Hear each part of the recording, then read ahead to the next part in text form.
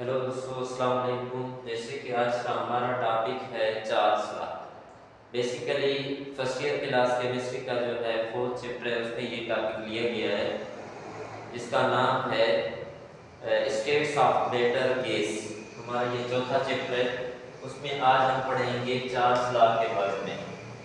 Charles law देने वाला एक साइंटिस्ट था जिसका कंप्लीट नेम क्या था, जैक्यूस चार्ल्स। जैक्यूस चार्ल्स ने ये लॉ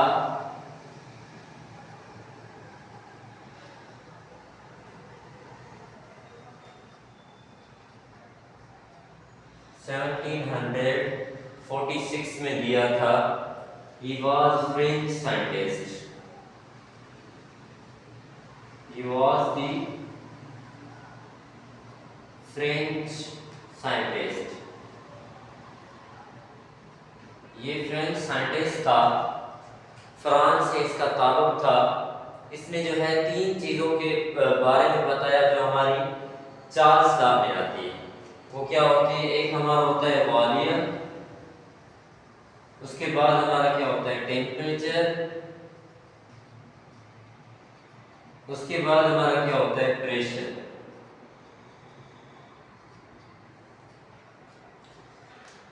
इसी साइंटिस्ट ने बताया कि हमारा जो है volume is directly proportional to the temperature. हमारा जो वॉल्यूम होता है वो डायरेक्टली प्रोपोर्शनल होता है टेम्परेचर से। Volume is directly proportional to the temperature at the constant pressure. At the constant pressure, इसमें हमारा प्रेशर क्या होगा? कांस्टेंट होगा। This law states that volume of gas molecules volume of the given mass of gas is directly proportional to the temperature. हमारा जो volume होगा वो directly proportional होगा टेम्परेचर से। इट मींस दोनों जो क्वांटिटी है उसका क्या है? हमारा डायरेक्ट रिलेशन है। एक क्वांटिटी जो है हमारी जितनी बढ़ेगी, दूसरी क्वांटिटी उसके साथ साथ उतनी बढ़ेगी। तो इधर हमारा वॉल्यूम बढ़ेगा तो टेम्परेचर बढ़ेगा, और इधर हमारा प्रेशर क्या होगा? कांस्टेंट होगा। हमने बॉयल्स लॉ में पढ़ा था कि बॉयल्स लॉ में ऐसा प्रोसेस जिसमें हमारा जो है बॉयल्स लॉ में क्या था? Volume is inversely proportional to the pressure था एट कांस्टेंट टेम्परेचर। उसमें हमारा टेम्परेचर क्या था? कांस्टेंट था। अब इधर हमारा जो है प्रेशर कांस्टेंट है, उधर टेम्परेचर कांस्टेंट था। उसी प्रोसेस को हम क्या कह रहे थे? आइसोथर्मल प्रोसेस कह रहे थे। इधर देखिए हमारा जो है कांस्टेंट प्रेशर है, कांस्टेंट प्रेशर है, इसी प्रोसेस को हम क्या कहेंगे? आइसोबोरिक प्रोसेस। Isobaric process. कोई भी आपसे अगर पूछे आइसोबोरिक प्रोसेस क्या है तो आपको वो बताना है कि process in which the pressure is constant is called isobaric process. Isobaric process एक हमारा ऐसा प्रोसेस होता है जिसमें हमारा प्रेशर क्या होता है? कांस्टेंट होता है। उसी प्रोसेस को हम क्या कहते हैं? आइसोबोरिक प्रोसेस कहते हैं।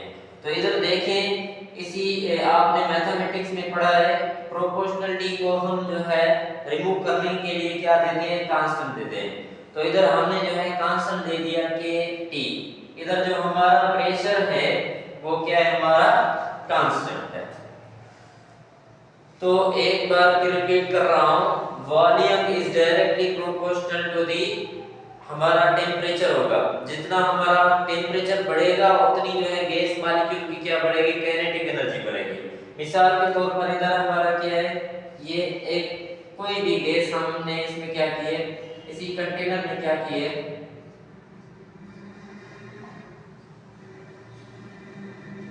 फिल की हुई है।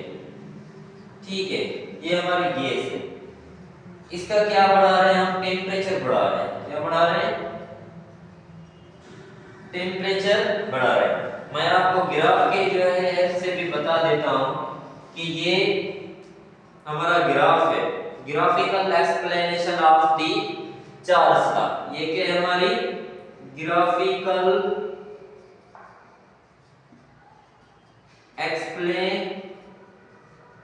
Explanation of the Charles law. हम हम चार्ल्स लॉ को जो है ग्राफिकली उसको क्या करते हैं, एक्सप्लेन करते हैं। अब देखें कि इधर हमारे दो एक्सिस है, ये एक हमारा एक्स एक्सिस है, ये हमारा वाई एक्सिस है। वाई एक्सिस पर हमारा जो है वॉल्यूम है और एक्स एक्सिस पर जो है हमारा ये हमारा वाई एक्सिस है। इधर हमारा क्या है, टेम्परेचर है। इधर देखें जितना हम वॉल्यूम बढ़ाएंगे, इधर हमारा 100 डिग्री सेंटीग्रेड, 200 डिग्री सेंटीग्रेड, तो इधर हमारा क्या बढ़ेगा, उतना जो है क्या बढ़ेगा, वॉल्यूम बढ़ेगा।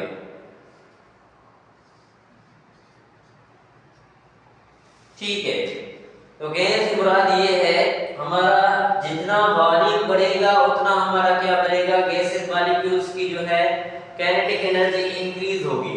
काइनेटिक एनर्जी कैसे इंक्रीज होगी, जब हम उसको क्या प्रोवाइड करेंगे, टेम्परेचर प्रोवाइड करेंगे।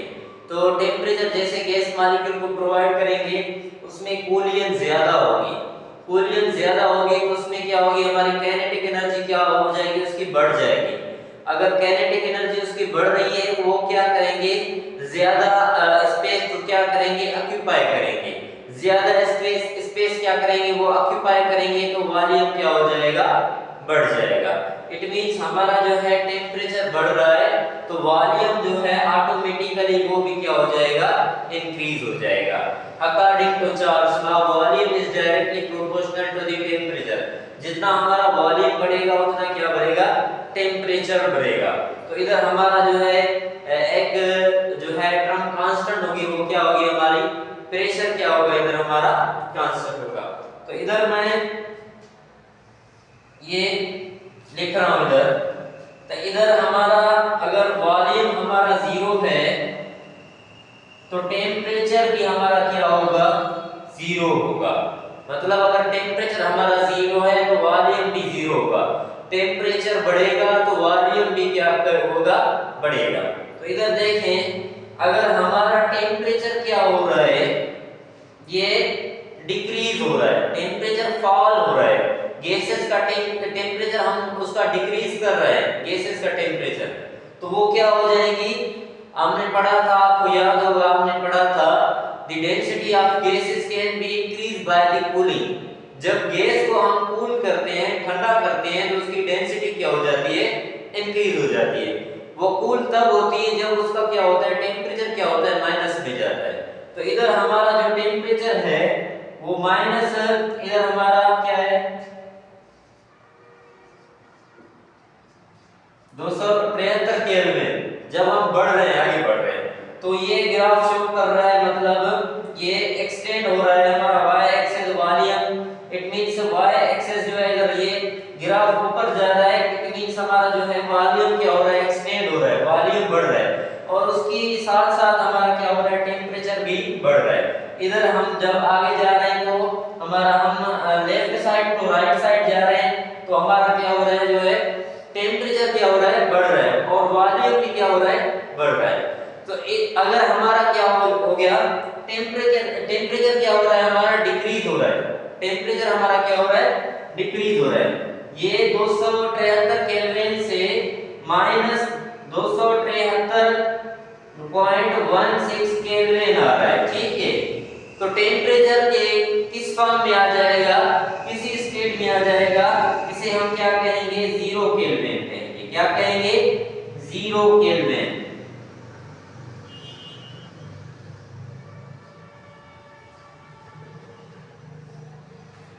ये टेम्परेचर हमारा क्या होगा, 0 केल्विन होगा। तो आपको पता है 0 kelvin,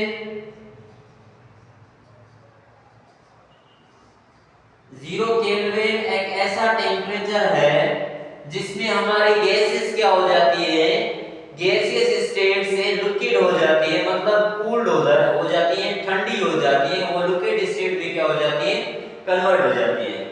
at the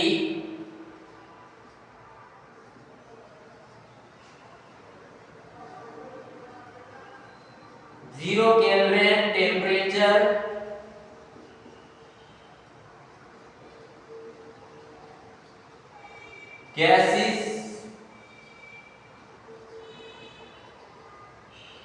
becomes the cool down, gases क्या हो जाती है, ठंडी हो जाती है, and converted into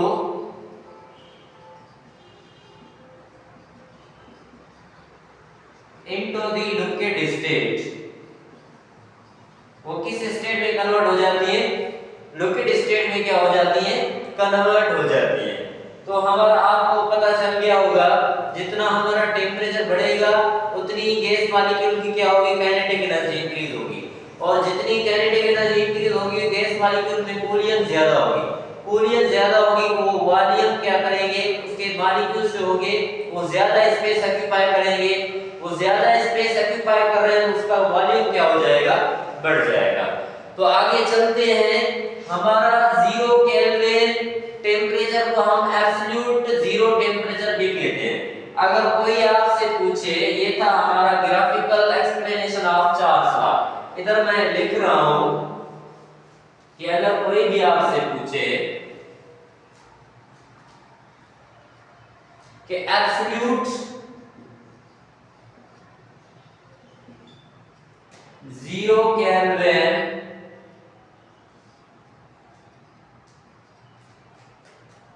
टेम्परेचर क्या होता है, ठीक है। तो ये मैं एक बात आपको बताना भूल गया कि volume is directly proportional to the temperature. ये टेम्परेचर जो है हमारा, ये क्या है, हमारा एब्सोल्यूट टेम्परेचर है। एब्सोल्यूट टेम्परेचर से हमारा क्या होगा, वॉल्यूम डायरेक्टली प्रोपोर्शनल होगा। एब्सोल्यूट टेम्परेचर हमारा क्या होता है, 273 केल्विन, इसमें क्या होता है हमारा एब्सोल्यूट टेम्परेचर क्या होता है, इक्वल होता है।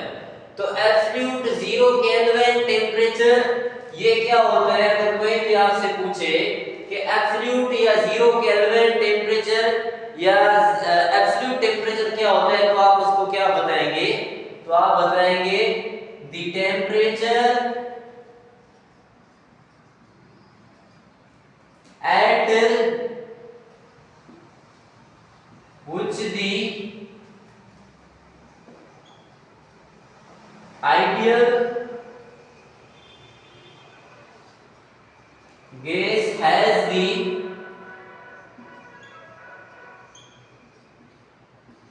zero volume is called the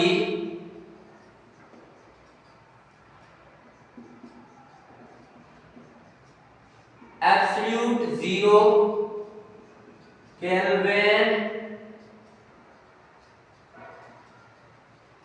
temperature.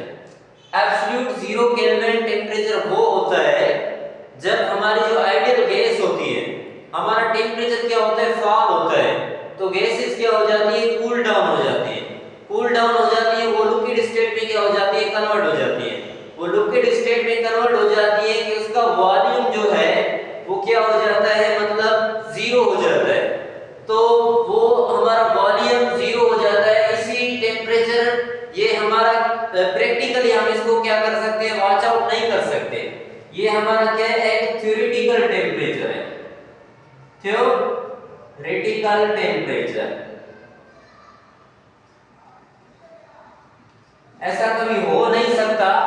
Absolute 0 kelvin temperature को हम लेते हैं एज अ थ्योरेटिकल टेम्परेचर। ये क्या है, हमारा थ्योरेटिकल टेम्परेचर है। लेबोरेटरी में हम जब रिएक्शन परफॉर्म करते हैं तो मतलब ऐसा हो नहीं सकता जो हमारा टेम्परेचर 0 केल्विन तक हो जाए या मतलब 0 तक पहुंच जाए, ऐसा हो नहीं सकता।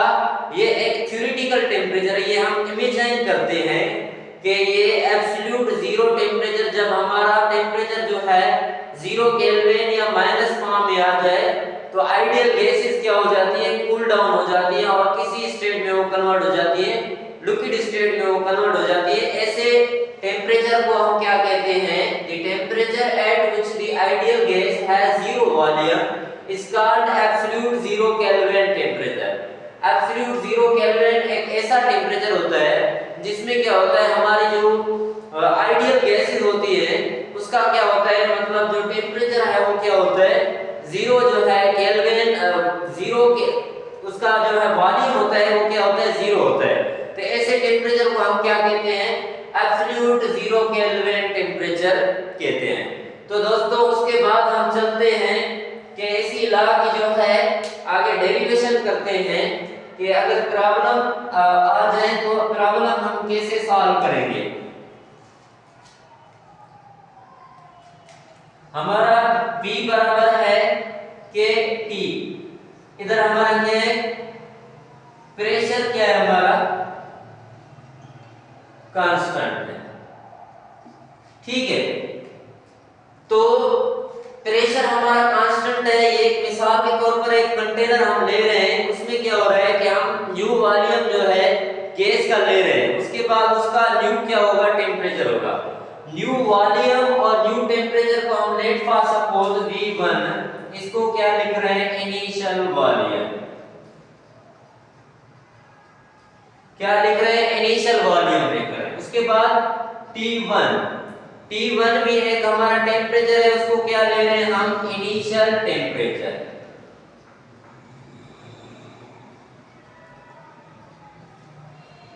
T1 initial temperature, V1 initial volume. उसके बाद हमारा है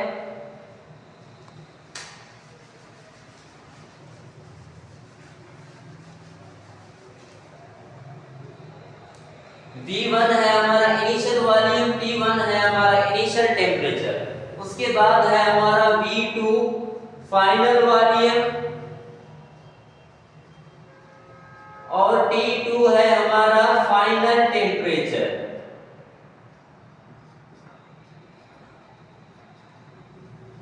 ठीक है दोस्तों, तो लेट फॉर सपोज हम गैस ले रहे हैं, उसका जो न्यू वॉल्यूम है वो क्या है हमारा, V1 है। उसके बाद है हमारा T1 भी उसी वक्त उसका क्या है, न्यू टेम्परेचर है, तो उसे हम लिख रहे हैं T1 लिख रहे हैं। उसके बाद उसका क्या हो रहा है कि टेम्परेचर क्या हो रहा है, उसका इंक्रीज हो रहा है, मतलब अगर एक चीज बढ़ रही है तो दूसरी चीज भी क्या हो जाएगी, बढ़ जाएगी, ठीक है। तो T2 ये क्या हो जाएगा हमारा, सॉरी V2 ये क्या होगा हमारा, जो है फाइनल वॉल्यूम होगा, जब हमारा क्या हो जाएगा, पहले हमारा न्यू वॉल्यूम होगा, न्यू टेम्परेचर होगा। अब वॉल्यूम और टेम्परेचर में क्या आएगी, चेंज आएगी, एक क्वांटिटी में चेंज आएगी तो दूसरी क्वांटिटी ऑटोमेटिकली क्या हो जाएगी, चेंज हो जाएगी, क्योंकि इन दोनों का आपस में क्या है, डायरेक्ट रिलेशन है। तो वॉल्यूम V2, वॉल्यूम जो है हमारा V2 कंसीडर कर रहे हैं फाइनल वॉल्यूम को, मतलब हमारा वॉल्यूम चेंज हो रहा है, फाइनल स्टेज पर पहुंच रहा है, तो हमारा टेम्परेचर भी क्या हो जाएगा, बढ़ जाएगा। वो टेम्परेचर क्या हो जाएगा हमारा T2, मतलब वो क्या होगा हमारा फाइनल टेम्परेचर होगा।